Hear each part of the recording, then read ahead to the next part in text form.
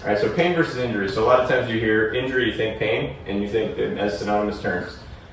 Doesn't take a lot of questioning though to really see how that falls apart, right? Anyone a football fan in here?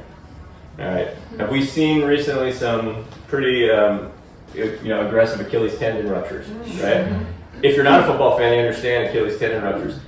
Yeah, I mean, when you see the reaction of the athletes that get them, sometimes they don't even know what happened. It's just like they go to walk and something's not right. But it's certainly not an expression of pain. Aaron Rodgers, Kirk Cousins in the NFL just had them happen. And you can see there, Aaron Rodgers was a great response. He just sat down and he just looked like I knew something was wrong, but it certainly wasn't an expression of pain in his face. That's absolutely an injury. It's not painful. All right. So some of the most egregious injuries aren't accompanied by pain, and that's actually pretty frequent. It's something we learn in physical therapy school is if something is weak but not painful, that's a lot worse than it being painful. All right. So pain is often experienced in the absence of injury. So we'll talk about that, looking at things that they've got all the testing done, and there's a lot of pain. That's probably more common than not in the physical therapy realm, especially the physical therapy clinic, because we don't see people a lot of times right after acute injuries. We see them when things have gotten chronic, and we're almost a last resort for people a lot of times. Pain can be experienced in body regions that have been amputated. It's called phantom limb syndrome. So literally, like not having a hand, you can feel pain in the hand, and the pain is usually very intense. Same thing happens in the leg. So we can look at the definition of injury would be it is damage to a tissue, right? And it could be any tissue, but with injury, we're looking at a more specific, more understandable timeline generally. So we could talk about a healing process with injuries. With pain, it's a physical sensation in response to a perceived threat. So we're not really talking about a healing process with pain. And I think that's really important. We're talking about oftentimes a reconditioning process depending on how chronic the pain is.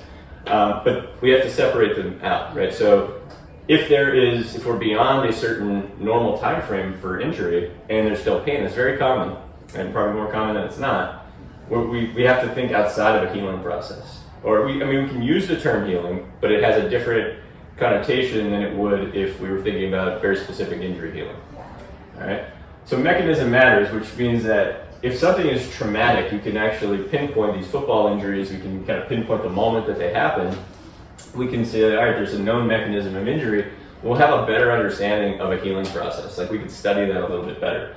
Insidious onset, which is a terminology that we use in physical therapy for unknown mechanism. Oftentimes we call it a mechanism of injury, but I would say that that's a misnomer. It would be really an unknown mechanism of pain.